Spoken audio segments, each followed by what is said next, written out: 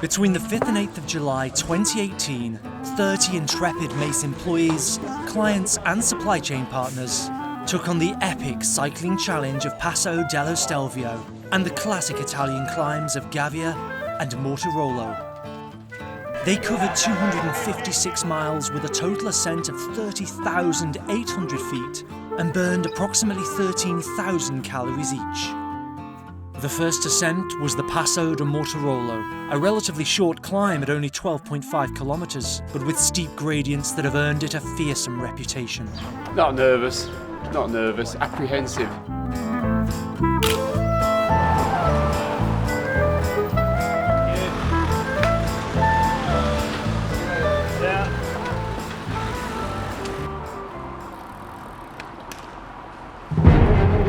With misplaced smiles on their faces, they set off on quiet roads through the valley towards Passo de Valtellina, at the base of the Mortirolo. But as the climbing ensued, their smiles began to fade.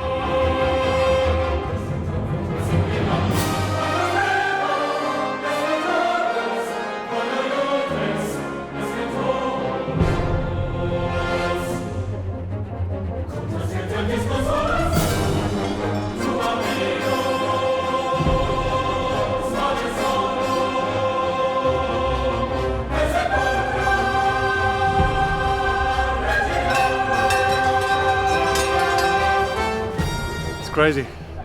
Middle half was nuts. There was a section right in the middle that was super steep, 25%. Just had to grind it out. It's the worst I've ever done.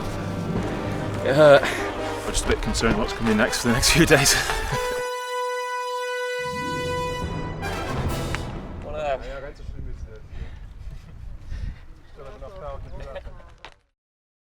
Only hours after reaching the summit, the team embarked on their second climb of the day, the southern slopes of the Passo de Gavia. This relentless 2,600 altitude climb contains gradients of up to 16% and has been a regular feature in the Giro since 1960.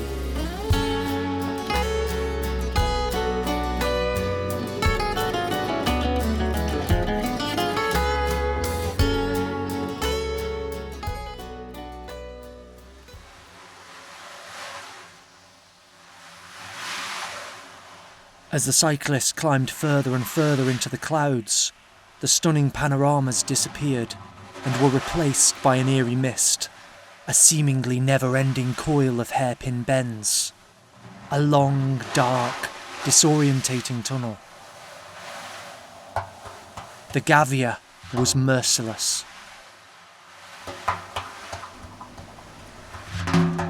Eventually, the pass at the summit appeared through the mist like a mirage. Right, that's got to be one of the toughest days ever. 5 hours of riding, 13.3k average, 3,232 metres of climbing. That's insane. Rough. It's very thin air up here. I left a piece of myself on that climb today. It was horrible. It doesn't count unless you get the Strava stick, man. Right, see you at the hotel.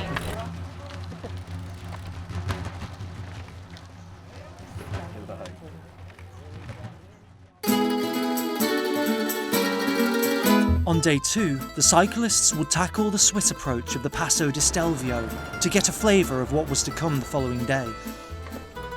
With bleary eyes and the memory of yesterday's effort still fresh in their bodies, the team prepared to leave the comfort of their quaint alpine hotel and do it all again.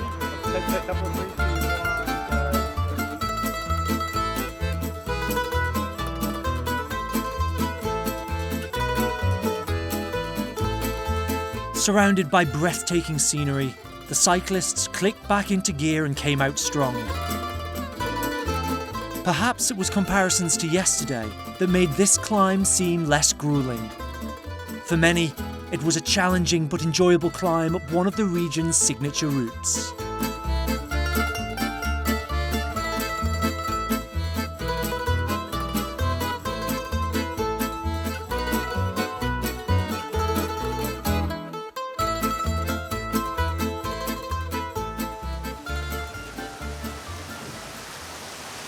Then came the rains. The cold drizzle collected on the asphalt and the cyclists pedalled through the puddles, through the border, into Switzerland and back round into Italy again.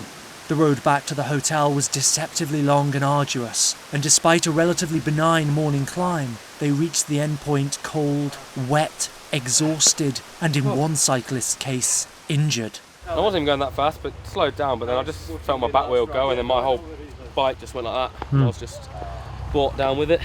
Get a bit of fire on show for you. God. To be fair, I think I've got pretty lightly considering what it could have been. It was wet though, wasn't it? So. Yeah. There's a bike shop in town, we can get some training wheels or something. I've struggled that last 10k, but just put my head down and determined to get there because it's for a great cause, and I'm not going to let them down. Thank you very much. Enjoy.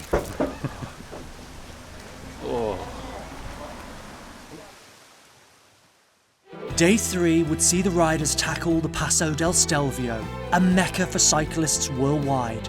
The second highest paved road in Europe is 2,758 metres in altitude. Sento che tu non mi pensi più, nei tuoi occhi non mi Consisting of 48 tightly packed hairpin bends, which twist and turn with an intimidating regularity. vorrei piangere. Tu mi guardi ma non sei più tu, una nave dispersa. At the summit, they arrived at a lively pass inhabited by shops, cafes, hot dog stands, and lots of motorcyclists. E ti ho amato. The last 3 kilometres is just burn. It's a real grind from there. The high altitude meant that the temperatures were cold, so the team wrapped up in blankets provided by the ever-present support team and prepared for an adrenaline-pumping descent to Bormio and the sweeping valley below.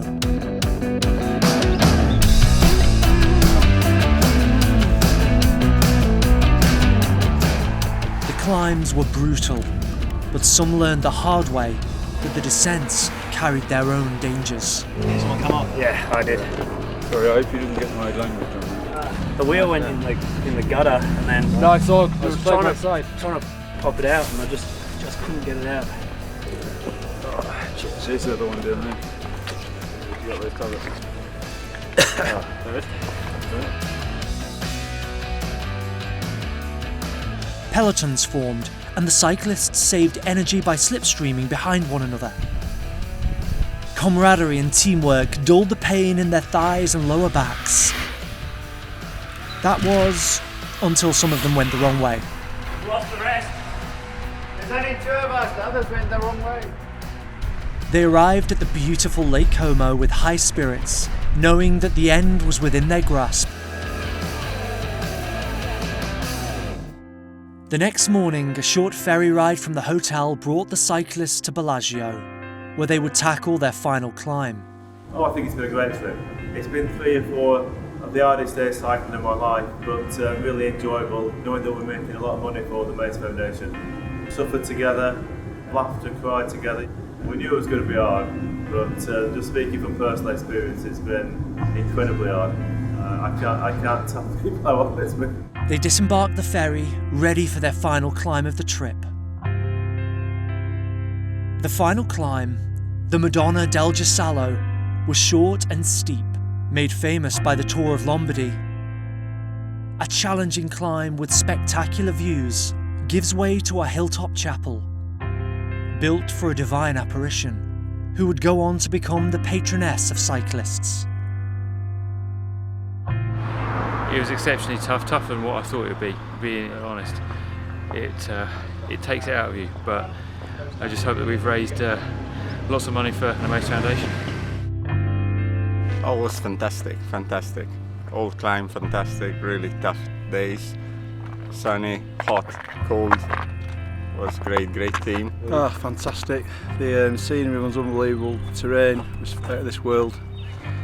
Just a massive achievement. Just a great thing to do. The best cycling I've ever had.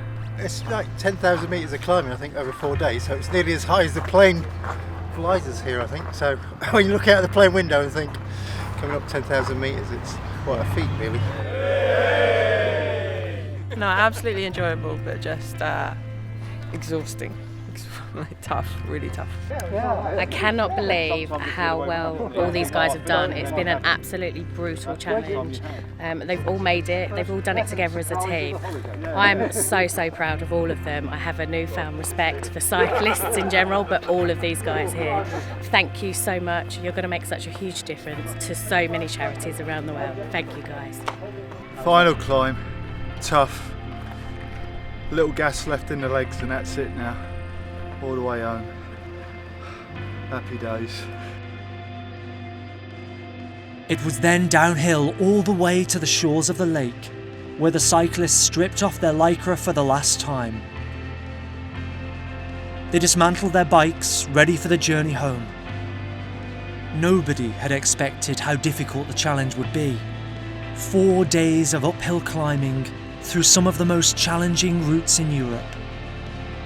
The efforts had raised thousands of pounds for charity, and they returned home to family and friends with sore bodies, but a proud memory of the mountains etched in their minds.